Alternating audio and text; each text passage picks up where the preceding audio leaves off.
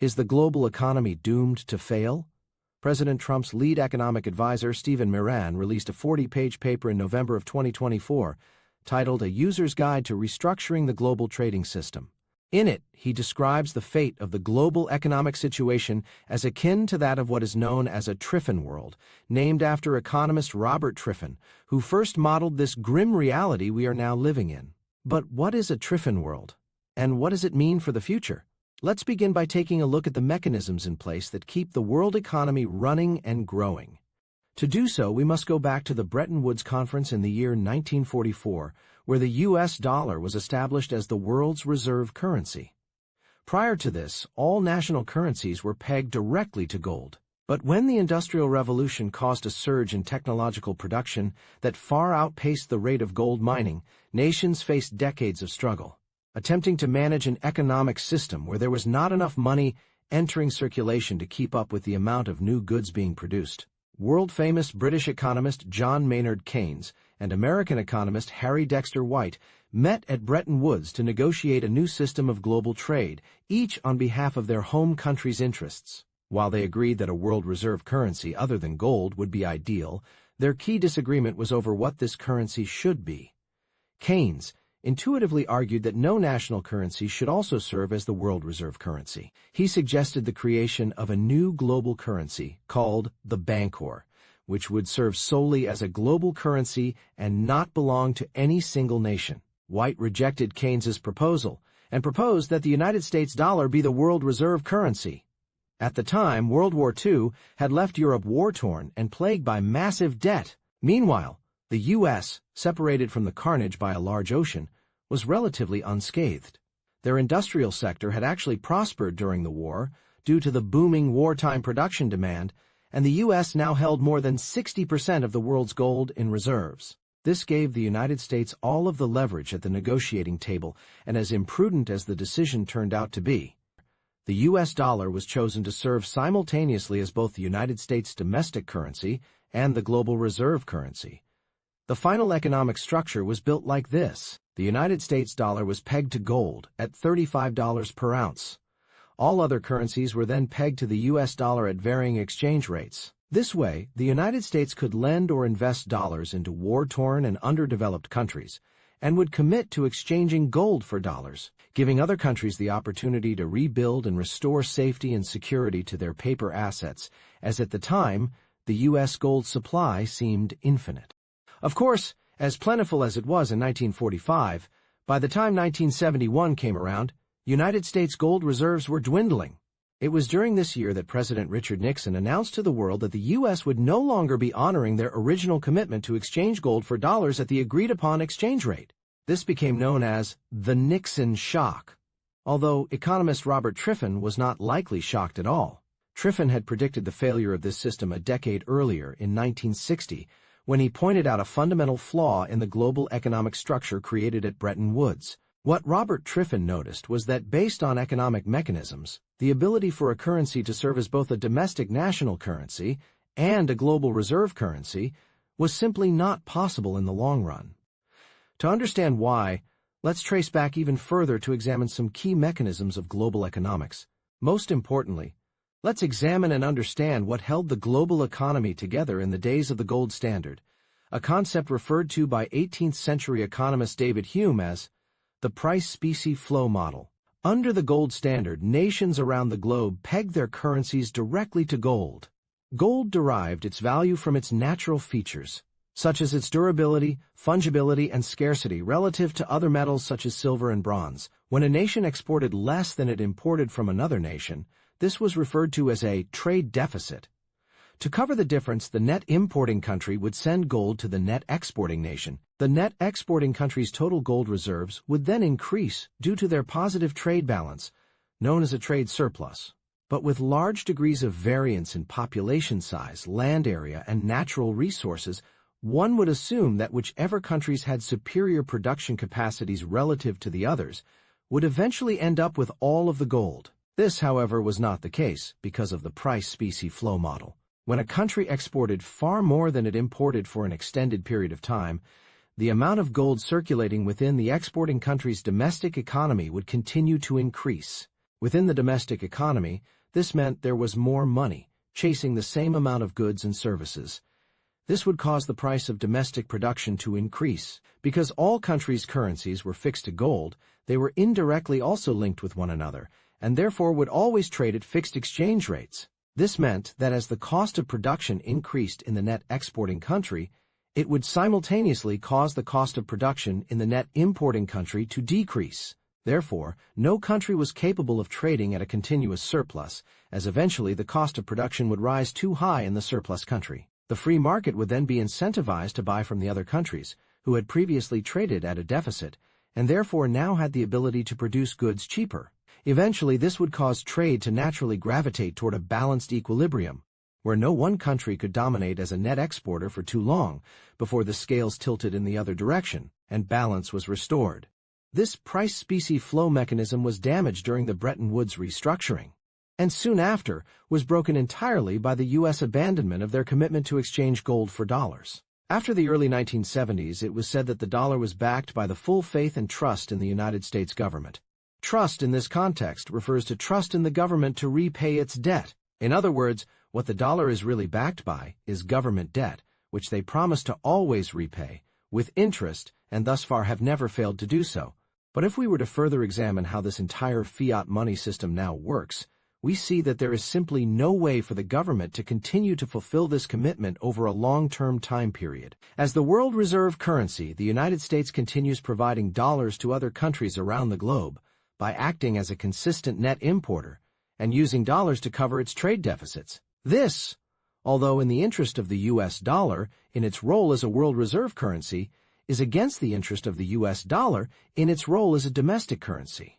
In the days of the gold standard, if a country were to trade at a deficit for a long enough time, production in this country would become less expensive due to the weakened value of their currency, and eventually trade would balance. As the world reserve fiat currency, however, this weakening of the dollar does not occur. This is because it is artificially overvalued by the rest of the world due to its reserve status. This was originally viewed as a privilege for the United States, as they could continue to trade at a deficit indefinitely without the fear of a continuously weakening currency. But trade balance is only one side of the coin, the other is account balance. The overvaluation of the dollar also gives the United States the privilege of borrowing at cheap interest rates from foreign lenders. This is how the U.S. continues to cover its trade deficits, despite never earning a net profit from trade. The U.S. simply uses loans in the form of treasury bonds, purchased from foreign lenders at low rates. As a result of the dollar being overvalued relative to other domestic currencies due to its unique and exclusive status as the world's reserve currency. Let's break this down and track the circulation of the goods and currencies present in an international exchange to help visualize how this process works. If we track the flow of dollars between the U.S. and China, we can see where the traditional economic network is fundamentally broken and now operates in a manner that is unsustainable for long-run stability. When a U.S. importer pays a Chinese exporter for their surplus goods, this payment is made in dollars. The Chinese exporter, however, does not actually want dollars. In China, all labor, material, and equipment must be paid for in the domestic national currency, the Chinese yuan. So the Chinese exporter then trades the dollar to a domestic Chinese bank in exchange for yuan. The bank, in turn, would then trade the dollars for yuan on the foreign exchange market, who would act as a source of liquidity for exchanges between different national currencies. Traditionally, as the amount of dollars continue to funnel into the foreign exchange markets, the supply of dollars increases, driving down its value relative to the other currencies. At the same time, as the Chinese bank consistently purchases yuan from the foreign exchange market, the supply of yuan decreases, driving up the value of the yuan relative to other currencies. In this case, the foreign exchange market would still fulfill the role exhibited by the price-specie flow model. As this process continues, eventually the cost of production in China would begin to increase, and the cost of production in the U.S. would begin to sink, making U.S. exports cheaper, while Chinese exports became more expensive. Eventually, the price of production in the U.S. would be competitive enough relative to China's, where trade would begin to tilt toward a balanced equilibrium. In our current economic system, however, this equalizing process does not actually take place, because of the U.S. dollar being the global reserve currency, and therefore having artificially inflated value in the global trading markets. Because of its artificially high value, the Chinese bank can get a better deal by trading these dollars with the People's Bank of China, which is the name of the Chinese central bank. While the foreign exchange markets overvalue the U.S. dollar based on its reserve status, and therefore offer less yuan in exchange for dollars than would be the case otherwise, the Chinese central bank steps in and offers to buy the dollars from the domestic bank at a better exchange rate, offering more yuan per dollar than the foreign exchange markets would. The central bank can continue purchasing all dollars from the domestic banks indefinitely because the central bank has the unique ability to print an infinite amount of yuan and continue to exchange with the banks at more profitable rates. The Chinese central bank then uses these dollars to purchase U.S. Treasury bonds, which are then held in reserves indefinitely and continue to accumulate interest. The dollar used to purchase these Treasury bonds will then inevitably find itself back in the hands of China in one of two ways. Either this dollar is redistributed into the U.S. domestic economy, where it eventually is paid to Chinese exporters in exchange for goods, restarting the cycle, or it is paid directly back to the People's Bank of China by the U.S. government as an interest payment on the Treasury bonds. As you can see here, the U.S. has found itself burdened by its reserve currency status, as it is now trapped in a never-ending loop of expanding twin deficits. The trade deficit fuels an increase in account deficit, as the U.S. must sell Treasury bonds to pay for the net imports. And the increase in account deficit then fuels a further increase in trade deficit, as more dollars must be allocated toward interest payments rather than investment into production capacity. Money is now constantly being squeezed out of the U.S. domestic economy and directed back to the reserve stockpiles of foreign domestic banks, who have no incentive to exchange these dollars for any other currencies, as it is in their best interest to continue purchasing U.S. assets instead. Meanwhile, U.S. production capacity gets hollowed out as it becomes impossible to compete on trade. Their domestic government programs diminish in quality, as more and more government funds must be allocated toward paying ever-increasing interest payments on their debts. Most importantly, the global trust in the dollar is slowly weakened as debt piles up. As trade deficit and account deficit simultaneously expand, eventually there will be no choice but for the government to resort to continuous money printing as a source of funding their domestic programs, depreciating the dollar, forcing interest rates to hike, and pushing foreign lenders to look for alternative options. When the Triffin world reaches its tipping point, where it is no longer profitable for foreigners to invest in U.S. Treasury bonds due to hyperinflation or perceived risk of default, the dollar ceases to function as a reserve currency, and economic crisis is inescapable. In our current Triffin world, it is clear that all paths lead to failure. The United States cannot reindustrialize without de-dollarization, and if we choose not to reindustrialize, then de-dollarization is inevitable anyway. It is worth noting, however, that something similar, although to a much smaller degree of severity, did happen before, in the Reagan era of the 1980s. In 1985, we also faced the issue of dollar overvaluation. President Ronald Reagan was able to minimize the damage and buy us another half-century of prosperity by assembling the coalition of world leaders to what is now known as the Plaza Accord. The result was that all participated in negotiating a cooperative agreement in which all involved would voluntarily allow their currencies to appreciate in unison to save the world economy from chaos. This diplomatic success by the Reagan administration was not a permanent solution, but it did prove that not all hope was lost, and that through global collaboration, civilizations may continue to prosper. Although the tragic fate of the American empire's collapse seems to be imminent, I encourage you, don't panic. As the Plaza Accord proved, these types of problems can be solved, as long as we are guided by upstanding and honorable leaders, capable of acting with graceful and level-headed stability under pressure.